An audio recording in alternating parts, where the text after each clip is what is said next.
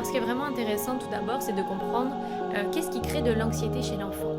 Alors souvent, ça va être vraiment l'accumulation des émotions, des sensations dans la journée, des stimuli extérieurs. Dans nos vies aujourd'hui, dans nos sociétés, il y a beaucoup de mouvements, beaucoup d'adaptations parfois dans les structures scolaires à mettre en œuvre, beaucoup d'élèves dans les groupes, des fois de changements de classe, etc.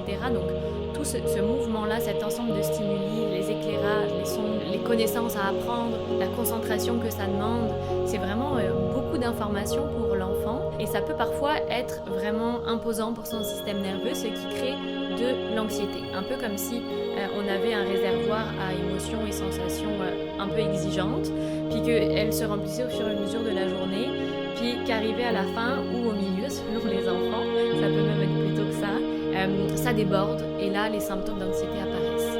C'est pour cette raison-là qu'on peut voir des fois dans les tics nerveux qui deviennent plus importants ou qui apparaissent le soir. Donc c'est vraiment l'accumulation des émotions au fil de la journée.